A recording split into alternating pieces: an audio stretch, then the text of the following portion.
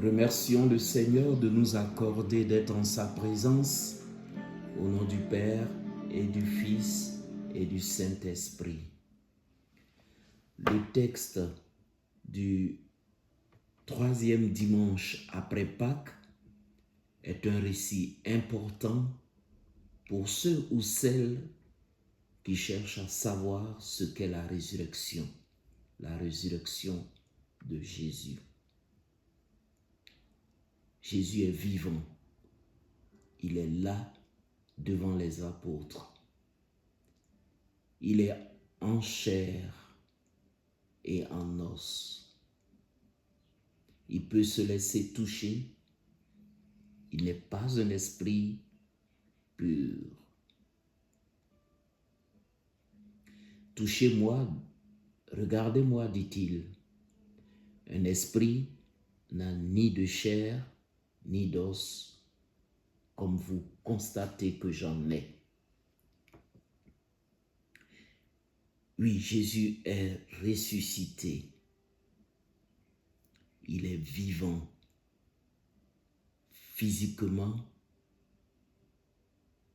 mais sans contrainte et sans limite. Saint Paul nous dit par ailleurs dans sa lettre aux Corinthiens que Jésus est apparu à plus de 500 frères à la fois.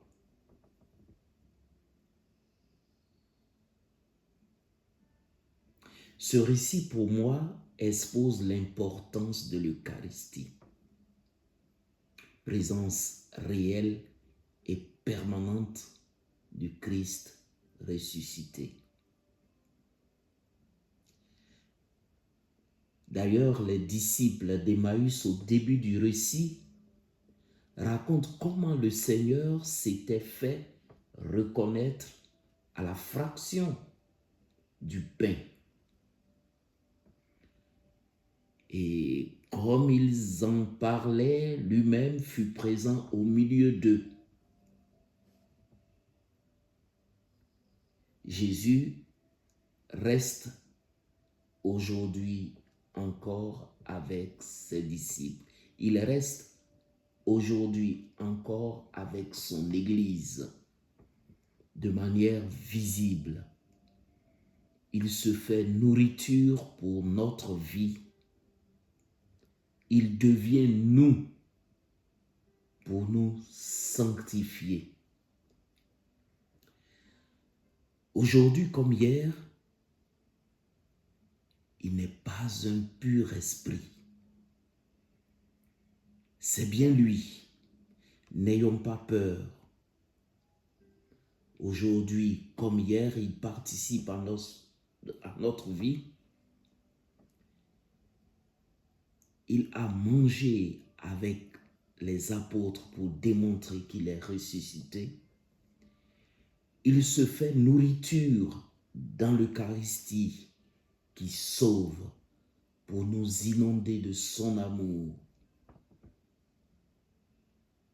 Jésus est réellement avec nous.